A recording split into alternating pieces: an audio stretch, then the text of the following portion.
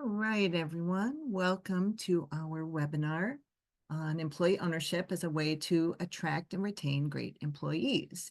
And this is sponsored by the Small Business Center Network and the North Carolina Employee Ownership Center. So the North Carolina Employee Ownership Center's mission is to protect jobs, increase community wealth, and create a more vibrant, inclusive economy through employee ownership. We're an educational nonprofit. We tell stories, we create videos, we do trainings, and we provide unbiased information. And we are the central hub for information on employee ownership in our state. And I'm Ann Claire Broughton, founder and the interim executive director. I've had many years of experience advising businesses around business succession planning, as well as coaching ownership culture via the Great Game of Business, and worked for many years for an impact investor, SJF Ventures. So would love for you to introduce yourself in the chat with your name, organization, where you're located, and one thing you'd like to learn today. And welcome to Martha.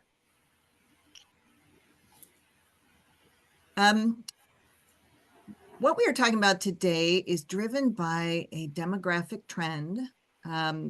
Going towards 2030, all of the baby boomer private business owners will be retiring. And baby boomers own almost half of the privately held businesses in the US. So this is 2.34 million businesses with 24.7 million employees, sales of 5.14 trillion.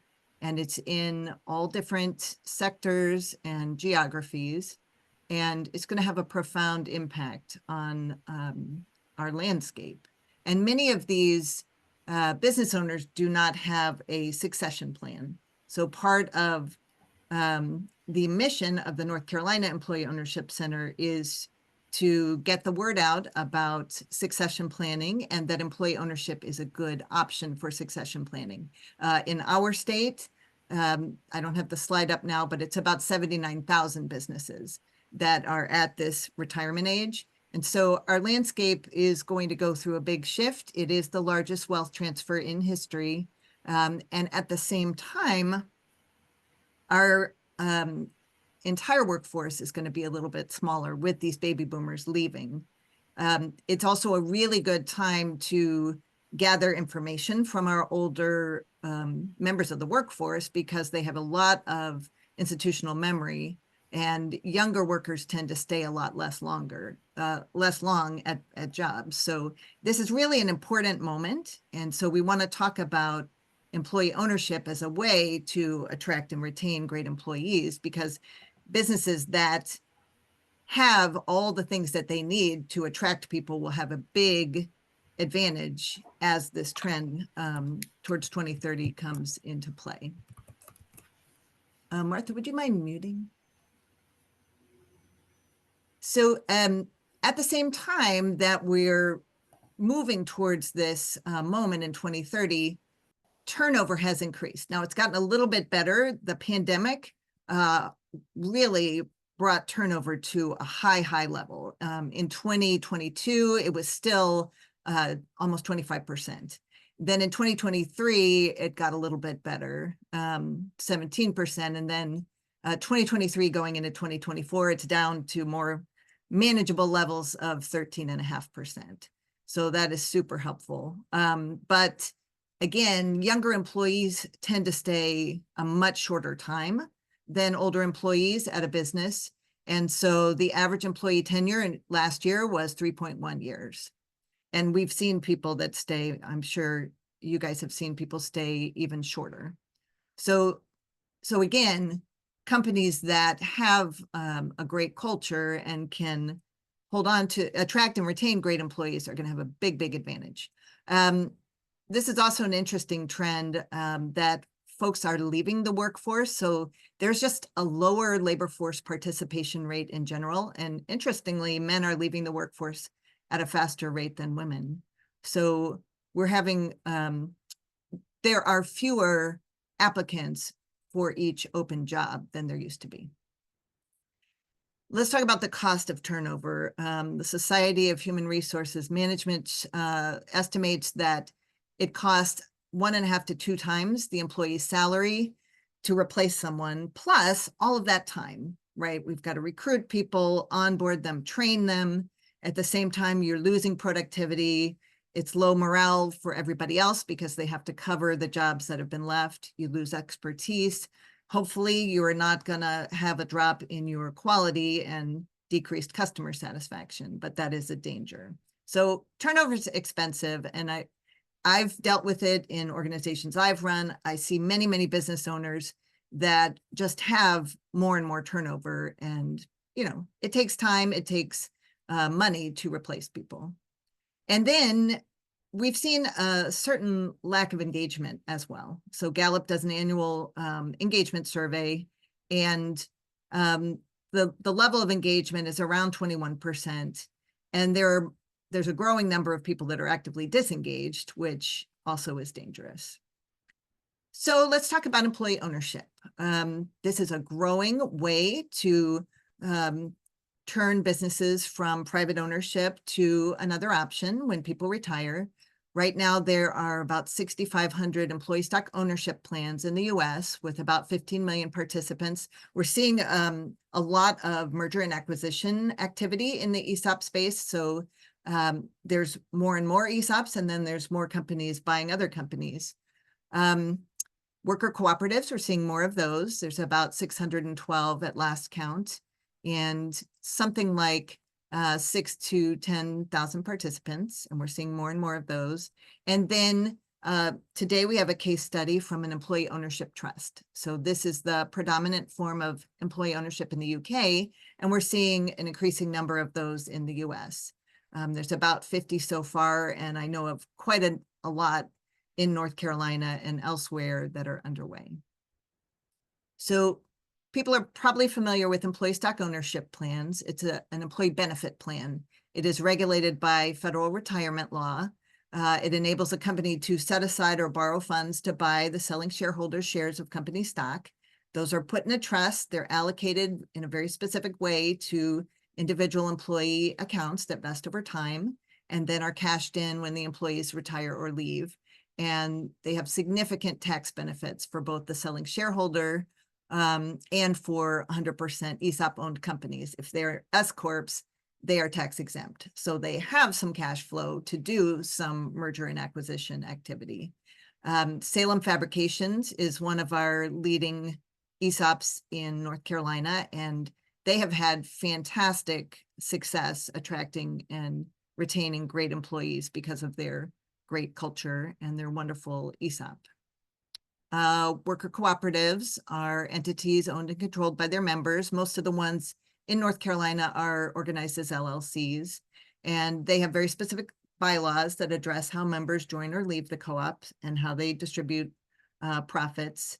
They operate on the principle of one member, one vote, and they can have more democratic governance. So True Seed in Western North Carolina is one of the ones that we've helped to set up, and they're having some storm damage, but you can still buy their seeds if you want to support them right now during this tricky time post-hurricane. And then employee ownership trusts. So we will hear from ShopBot Tools today. Jeannie Taylor is with us.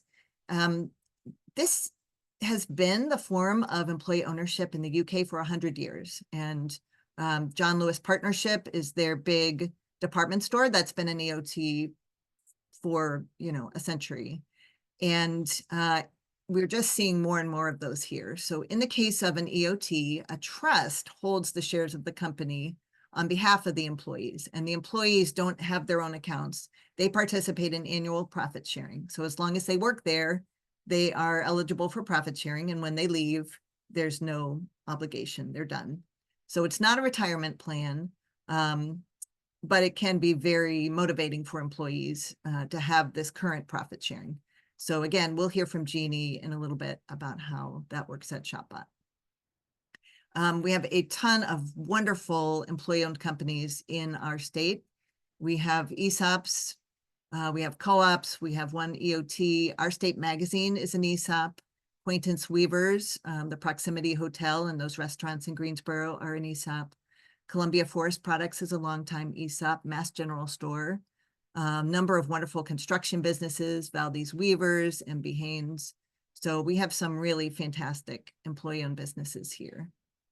So let's talk about the benefits of employee ownership. It is great for selling shareholders who want their legacy to continue. If they were to sell to an outside buyer, that buyer might just be interested in the customer list and might end up laying off a lot of people. So employee ownership is a way for the owner to know that those jobs and those community impacts will continue. Studies by the National Center for Employee Ownership and the Rutgers Center of Labor Studies have shown higher productivity and growth for employee-owned businesses, lower employee turnover, better benefits and pay, more voice, more local spending, more civic engagement, and more community wealth building. They tend to grow 2% higher sales rate and employment growth year after year than comparable companies that are not employee owned. Employee owners are 6 times less likely to be laid off and half as often in the last 2 recessions. Median wage income is 33% higher. Household net worth is 92% higher, and people tend to stay 53% longer. So the data is there that this can be a really great way to retain employees. So again, better pay, including for groups that have traditionally been disadvantaged, such as non-college graduates and parents and workers of color and single women. Better benefits, medical insurance, life insurance, et cetera. And more wealth accumulation. And this is really significant at a time when 4 in 10 Americans don't even have $400 on hand for an emergency. Long-term workers at an ESOP firm have been known to retire with 5- and 6-figure retirement accounts. So it can really be significant. People have paid off their debts. They have bought homes and increased their equity. They've been able to send their children to college. So it's really been a very significant wealth accumulation strategy for employees of employee-owned businesses. And so it can be, really a triple win for the selling owner, workers, and the community. Now, it's not enough to just convert to an employee-owned business. And I have seen companies convert to an ESOP and just expect for their workers and employees to understand what it means to them and to immediately be engaged. And that's not possible. You really have to invest in your people and in building a really engaged culture where people understand what it means to be an owner through an ESOP or co-op or an EOT. And then to be able to tap everybody's great ideas for how to make the business better. So let's just talk for a second, why do employees leave? The number one reason why is because they don't get along with their immediate supervisor. So being able to train your middle management to be good managers is a huge strategy. Sometimes people want more money and benefits, which we've seen. You can definitely have that at employee-owned businesses. Working conditions, bad communication, no room to advance, lack of engagement. Younger employees really want clear business goals. They want to be part of something bigger than themselves. An employee-owned business can give you that, but you also have to articulate it to them. People want a voice and they want a good culture. So what do we mean by culture? It's how we do things around here. It's our shared values and beliefs and behaviors. Sometimes it's unwritten rules, but it's just how we do things. It's how we treat customers and each other. And it is largely set by the personalities and intentions of the founders and the leaders, unless you really are intentional about it. And it's reflected in everything you do. So what do we mean by ownership culture? It is an environment where employees actually feel that stake in how the company performs, and they are doing their best work even when no one is watching. NCEO, the National Center for Employee Ownership, talks a lot about ideas. We really want everybody at every level to be informed about what are the success metrics of our business, and then be generating ideas for how to make it better. Project Equity talks about a culture where employees take initiative, solve problems, and demonstrate leadership. So a great ownership culture is reflected in all the parts of recruiting, onboarding, and training employees. So the basics, we obviously have to pay people market rate, have good benefits, have a clean and safe working environment, respect them. But then beyond the basics, people want to be part of something bigger, and they want to be heard. So companies should think about their brand, think about their customers, but also their employees. And I've heard employee-owned businesses say, we treat our employees well, and then they treat the customer well. So for recruiting, you want to outline the characteristics of your ideal employee and your core values. You want to hire the right people so that they will stay. A bad hire can hurt your culture immediately. So hiring people that are a good culture fit is key. Lots of businesses will hire for both skills, but also for attitude and culture fit. One exercise you can do is think about people that didn't work out and why, and then people who did, and learn from that. Friends and family and community of your greatest employees can be a great source. Sometimes people do a signing bonus or a referral bonus. And then onboarding is also critical. So according to SHRM, firms with good onboarding retain 91% of their first-year employees versus 30% at companies that don't do as good a job bringing people on. And you can use onboarding to bring new employees into your ESOP or EOT or worker co-op, and to understand your vision and your culture. And we definitely encourage people to fire quickly if it's a bad fit. So taking that time to welcome and train new employees, create those simple checklists of what they need to do and their benchmarks of when they should achieve mastery of skills, let them know how they can advance, train to all their learning styles, visual, auditory, kinesthetic, share that purpose and vision. King Arthur Flour is one of our leading ESOPs, and they have actually a video of the founders. So every new employee can understand the purpose and vision of the company. And then mentorship is another great strategy for keeping people. And then feedback. A lot of people don't feel comfortable giving feedback, but it's really, really important to let new employees know how they're doing, and to let them know in real time, and to refer back to what those job descriptions, those checklists that we've already set up, and let them know how they're doing. Recognize their success. Ari Weinswag at Zingerman's likes a 4-to-1 ratio of praise to criticism, because you want to be reinforcing what you want to see more of.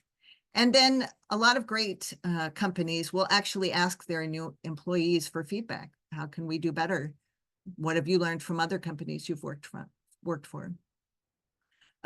Communication is key. People should know the purpose, vision, the goals of the company. Draw a line of sight between what people do every day and those goals. Let them know how things are going. Try to get in front of gossip. And yeah, if you think you've communicated enough, communicate more. One thing that you'll hear from Jeannie, they have practiced open book management. This is a way to teach everybody the business and keep people on pace with what is most important. So with open book management, companies organize around a critical number. That's the thing that's most important to accomplish that year. A lot of times it's around profitability. You know, we need sales at a certain level. We need profitability at a certain level. We use this to teach everybody the rules. This is how our business makes money. This is how we generate cash.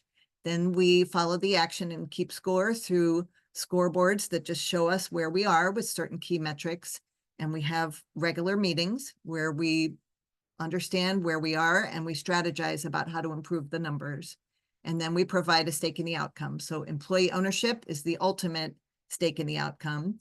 And many companies will have an annual or quarterly bonus plan as well. So short and long-term incentives can keep people very, very engaged. And this structure also gives people that voice for sharing their ideas on how things can go better. And it gives them the big picture. You bring everyone together, they understand how each part of the business works together, and they're not just in their own little silo doing their part of the business. They understand how they fit in. So a lot of businesses that are employee owned also practice open book management, and it's highly, highly recommended as a way to really engage people in your employee owned business.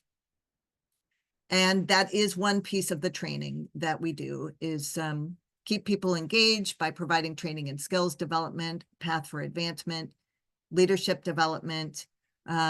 These are ways to increase profitability, lower turnover, boost morale, and create a culture of continuous improvement. That's another thing. We cannot just convert to an employee-owned business and think we're done. You know, we really need what Jeannie was saying as we were gathering. We need to build this entrepreneurship mindset in people at every level. And that's one reason why ESOPs and other forms of employee ownership are very well supported throughout our cultures, because they can train people at every level to think entrepreneurially.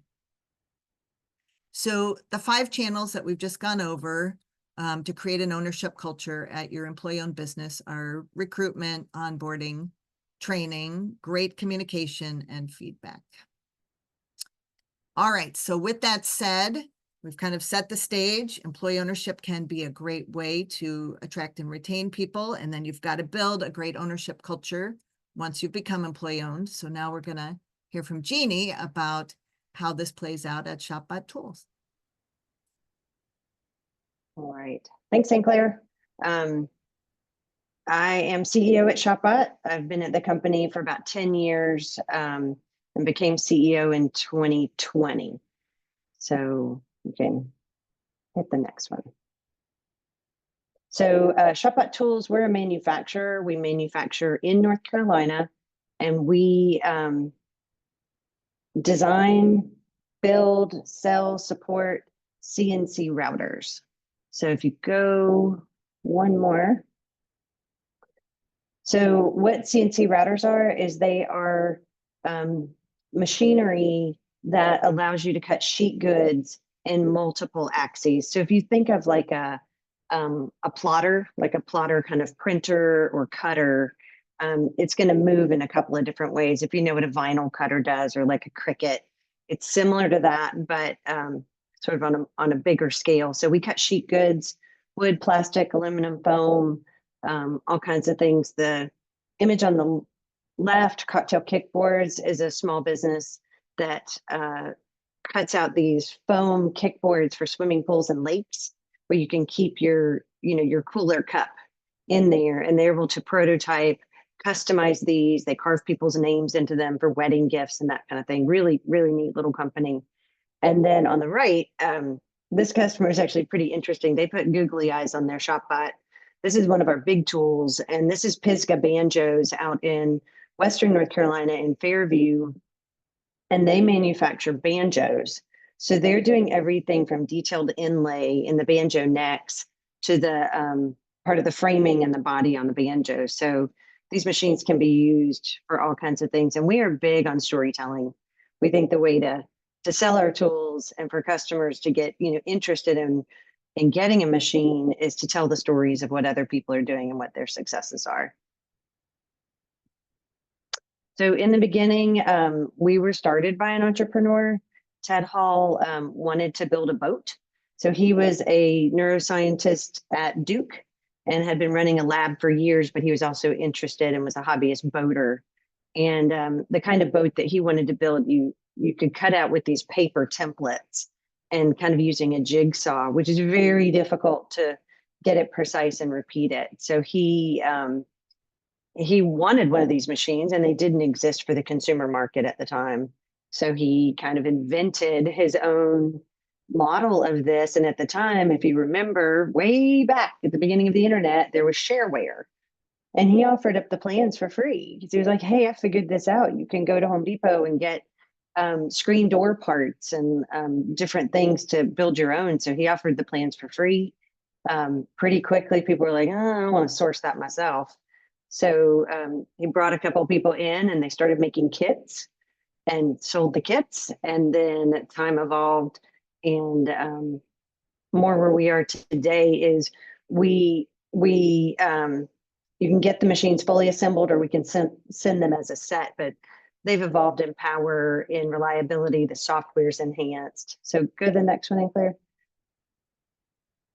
So today, we have well over 10,000 ShopBots in the world. This is our manufacturing facility in Durham, and we pack and ship tools every month. Some of them are very large, like the Pisgah Banjo tool, and others are small that fit on a desktop, and we sell to education.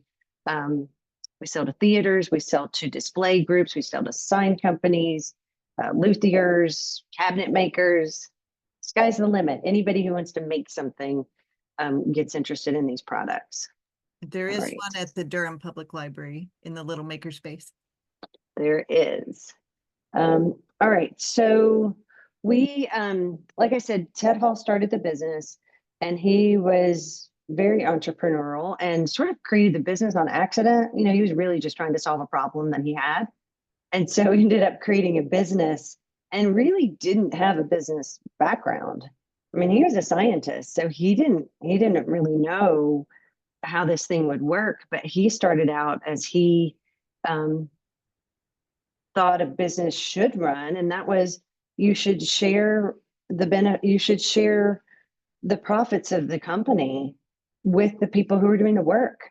Like in his mind, it was like, why wouldn't you? Like, they're doing the work, they should get part of the benefits from that. So he's been doing profit sharing and open books reporting for since day one. In 2016, Ted started looking at, gosh, you know, maybe I want to think about retiring.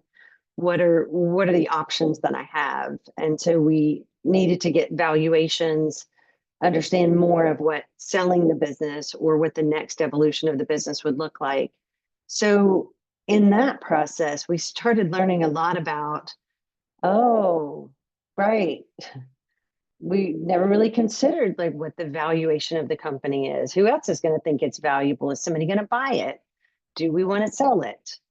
All of those conversations. And in 2016, I don't think the employee ownership resources were nearly as organized as they are today. So we were poking around at all kinds of things. We met Ann Claire.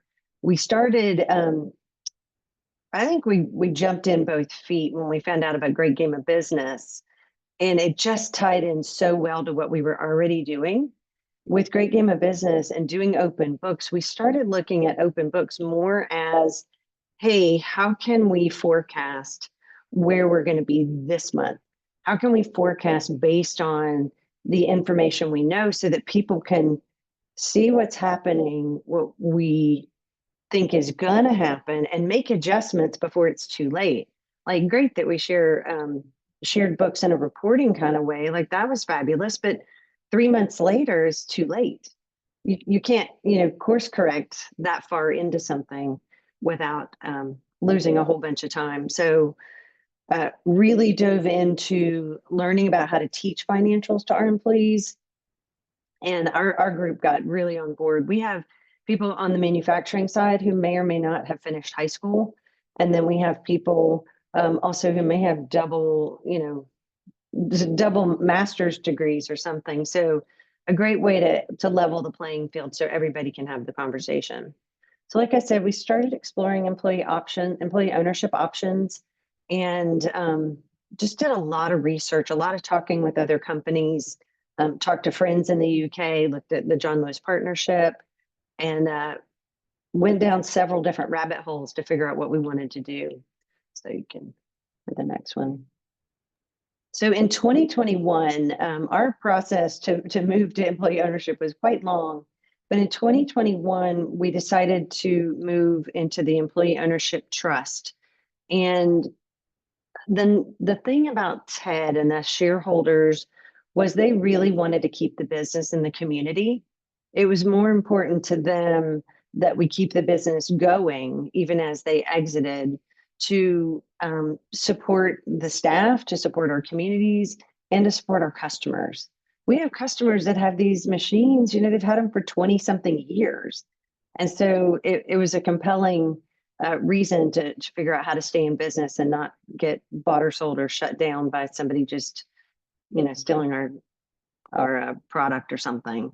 So we did an owner finance sale, and the way that our sale is set up, I won't go into the details about it, but basically the shareholders and Ted primarily chose to give us a very flexible loan.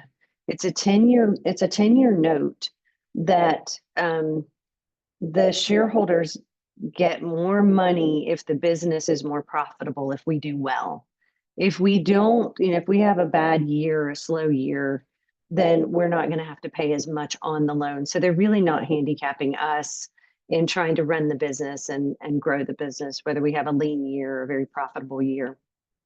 So part of our employee ownership trust transition involved setting up a governance committee. We set up a committee that is made up of employees, and employees can be on the committee once they've gone through history of the business, understanding how the employee ownership trust works. And then that group trains other employees on how it all works and how they can participate. So the governance committee also nominates, and the whole company elects 2 employees to serve on our board of directors. So employees very directly have a voice in the direction of the business. All right. So we talk a lot about ownership mindset, and part of that is definitely financials. Where does the money go? We sell these products, and it's easy to think like, gosh, we have all this money in the bank, but until you understand, we have to pay taxes. We need to put money back in the business. You really don't know where all that money goes. A little aside, one of my most favorite things is when someone who you don't expect brings up a topic because they're thinking about how the business works. So our production manager came up not too long ago. Our sales had taken a dip, and he came up not too long ago and he said, I think I have an idea. We should discount our products. We should discount our tools so that we can sell more and get revenue up. And it just led to this really great learning moment, not just for him, but for everybody in the business, to say, what happens when you discount? How many more things do you have to sell to make the same amount of money or to get to the profit if you discount the products? And we have that happen all the time, where just questions and thoughts and ideas for doing things come from sometimes the most unlikely of sources. And then again, on our production floor, if we have our person who packs the machines, who packs them in a crate, be able to participate in, hey, this is difficult to unpack, or this is difficult to put together. How does the customer know how to do it? Then it just creates these opportunities for us to do a better job, get our quality better, make sure we're thinking about the customers. So when we talk about financials, we tell stories. We really try to talk about where the money goes. We talk about what customers are doing with the tools, so that our employees can really relate to, hey, these machines are helping other people's businesses grow. It's helping them have a livelihood and them service their communities. So it's a nice way to tie it together. All right. So our employee ownership ethos is a lot about collaboration. And when we're looking at hiring people, we talk about employee ownership from the very beginning. And it's important to us to try to make the connection with new potential employees. And we want them to understand sort of the benefits and the responsibilities of this type of model. Some people are going to show up for work. They're going to do their job. They're not going to participate any further than that. I don't think we'll ever have 100% of people really caring about it.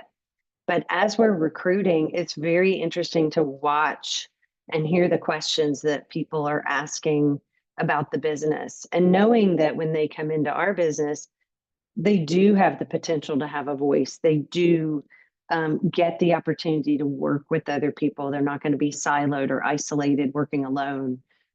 That seems to be very important, as well as being able to have input into areas where, that's not just their space. If you're an engineer, you're also listening in on the marketing meetings. If you're in marketing, you're also listening in on the production meetings. So great tie back on different things that we do.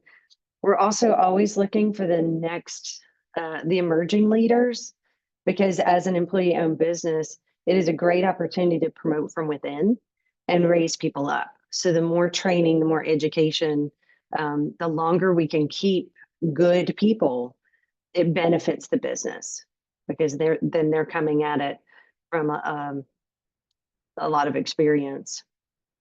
Transparency for us is probably the number one thing that people appreciate what we're doing. It's the transparency to the financials, but it's also the transparency to, like, sometimes we don't know the answer. And we'll tell people that, we're going to try this, or we've done something else. And we try to be really transparent about that. We don't always know what's going to work. If we could just turn on the faucet and get more sales, we would just do that. So it does sort of make it more relatable to people, that they understand there's not some entity there that is all knowing and they're just asked to follow along. Stake in the business is also important. Like Anne Claire talked about, the way we're set up, we do profit sharing. And once our note is paid off, once we pay off our loan, then employees will also get an ownership share, meaning they'll get a payment, each year as if they were a shareholder, but because they're an owner. All right. And I think that's my last slide. So I think in terms of recruitment, we are seeing quite a few people in our business that are coming to us after retirement or very late in their career. They might have retired from a profession that they've done for a long time. And we love that group of people because they're productive. They already get it. We're not having to teach them how to be grown-ups. Like, that's lovely. And then we have the other side of the spectrum, which are young people who, I don't care what the media or whoever says, we have got some amazing youngsters who are just, you see the spark, they're excited, they're driven, and you almost have to, like, hold them back a little bit and say, like, just, you got to learn some things, but great energy. So it's a nice mix for us, and we're learning how to have more flexible work schedules, more flexible hiring practices, because some people really don't want a full-time job. They just want something to feel productive. They want to add value. They want to bring their knowledge to the business. And so we're having to evolve to find the ways to make it work for this next group of people, as there's less qualified candidates and less people to bring in. And are you finding that people are staying longer because of the both the employee ownership aspect and the open book ownership culture? I think so.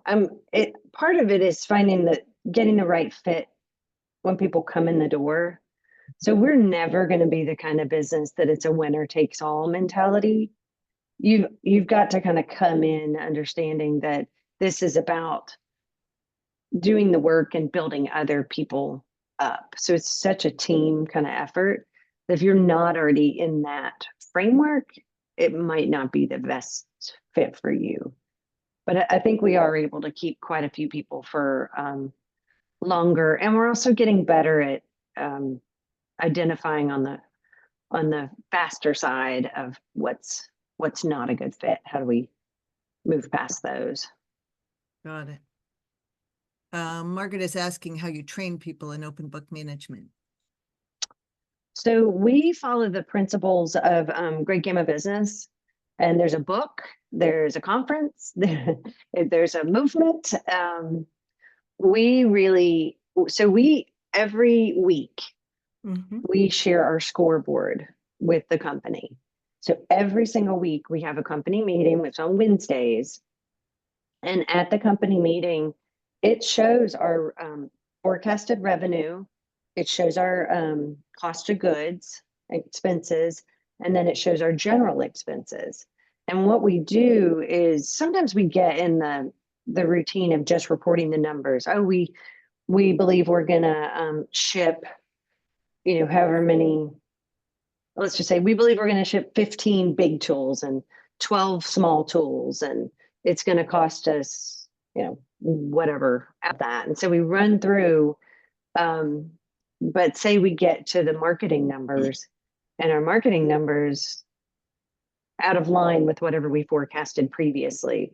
It's a great opportunity to tell people, right, so this month we forecast our marketing expenses to be 50% more than they were last month because we're going to 3 events, or we had to invest in a new website platform, or we're doing a bunch of advertising, or we've signed on with an influencer. So telling those stories helps people understand and not just kind of look at the numbers and say, gosh, those marketing people sure do spend a lot of money. I don't know what they're doing. So, but we train around that, so it's a lot like a checkbook in a way. Sorry. So do you send people to the Great Game of Business training, or do you have the trainers from the Great Game of Business come in? How, especially for new hires, how do you get those people up to speed? So when we first started Great Game of Business, we actually had Ann Claire come in. She's our Great Game of Business coach, conveniently enough. She came in and did training with a group of us at the company, so mostly team leaders and management. And then we did send several different groups to Great Game of Business around 2016, 2018, we did that. And now we really kind of do an education along the way for new hires. We're less involved with the Great Game of Business organization than we used to be. We'll often make sure with a new hire, so if we're teaching them about the history of the company, we'll also do a segment on here's what the numbers mean and here's what our goals are. So here's how you can see, and trying to get line of sight for people. So if you're hired in tech support, you might not understand directly, like, what is what I do? Like, it doesn't matter. It doesn't go to any of these numbers, and it does. Because if you can increase customer satisfaction, that makes a difference for them being a referral for us. And those folks also sell parts. And so if they're selling correct parts, for somebody to upgrade their machine or something, that adds to revenue. So really trying to connect the dots when people are hired of how does what you do relate to how the business runs. So we're a little less formalized on that than we used to be. How long does it seem to take for people to get it? I mean, you go through the training, but then that it really clicks. I think it depends on the person and where they're at. Some people, like I said, we don't have 100% like gung-ho participation. And I think if we can get 60 or 70%, we're probably doing really well. I'd like it to be 90%. I think for some folks, it takes longer to connect with that kind of information. And for some folks, they get it right off. So as long as we're having the continuous conversation about it and having that engagement, it matters. And it really doesn't matter based on the employee's education level. If you explain it in a way that people can connect with it, then they get it. I mean, one of our guys on the manufacturing side, he totally understands what it means when we have excess packaging or when we have a lot of scrap. Like, he gets it. He sees immediately, man, this is a waste. We're spending all this money and this stuff's getting trashed. So, people get it in different ways, I think. Thank you. Good question. Thank you. Yeah, great discussion. Jeannie, could you put this video link in the chat? Yeah. This is a video that we collaborated with ShopBot to make about their transition to the Employee Ownership Trust. And it does mention open book management and an engaged ownership culture. So you guys might enjoy watching that. So just to, Yeah. just to sum up, companies that are employee owned, that gives you an advantage. And if you can build that strong ownership culture with the transparency, treating your employees well, investing in wages, benefits, communication, leadership training, these companies like ShopBot are going to have a big advantage in attracting and retaining employees. So just to let you know the services we provide at the North Carolina Employee Ownership Center, we do education and outreach like today, training and events. We do one-on-one business advising and referrals. And we do some research and policy around the businesses that are at retirement age throughout our state and the different counties. And yeah, the numbers for each county. And we also have an employee ownership ambassador program, which Tanya was, I believe, in the inaugural class, where we bring knowledge about the different forms of employee ownership to business owners and anybody who advises businesses, economic developers, lawyers, CPAs, chamber leaders, small business advisors. And so we've just done August and September cohorts, and we are going to offer that again in 2025. We have one more webinar coming up this year with the Small Business Center Network on November 12th. That's going to be an employee ownership deep dive into ESOPs. So today we talked a lot about employee ownership trusts. Next time we're going to talk about ESOPs with Optima Engineering. Keith Peel from Optima will talk about his decision to convert to an ESOP as his succession strategy. And then somebody from SES ESOP is a service provider that helped them. So we'll hear from Ethan Stambler and Keith Peel at that webinar. And then we are having a big event on October 24th. That will be our annual ownership celebration. That's going to be from 4 to 6 at Footnotes Coffee and Cocktails in Winston. And we're going to celebrate some of the recently converted employee-owned companies. We'll celebrate some of our recent employee ownership ambassadors. And we have a big announcement, which is that Governor Cooper has declared October Employee Ownership Month in North Carolina. So we're very excited about that. I think we've had some really good discussions, but would love to hear if you guys have any other questions or, something you learned today.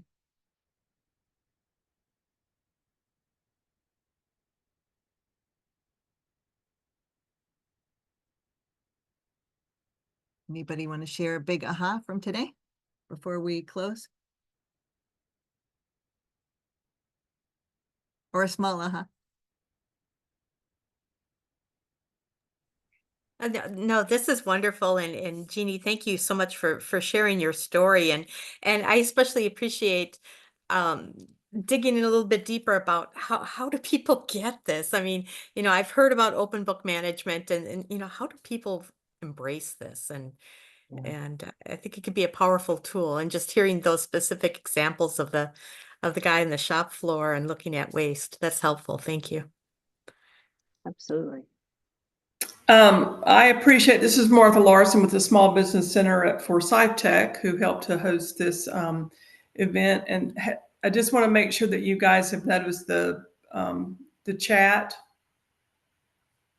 I can't look at it. For some reason, my computer doesn't do well with chat right now. So just wanted to make sure that it wasn't any questions or anything. No, we've been monitoring the chat. Margaret did point out that in the long-term care industry, average annual turnover of caregivers is 79%. But when caregivers own their own agencies as a worker co-op, the turnover rate is 30%. Awesome. Yeah. Well, thank you guys very much. Thank you. Thank you so much, Martha, for sponsoring this. And yeah, we'll see folks in a month at our next webinar. Awesome. Thank you, guys. Thank Thanks, you. y'all.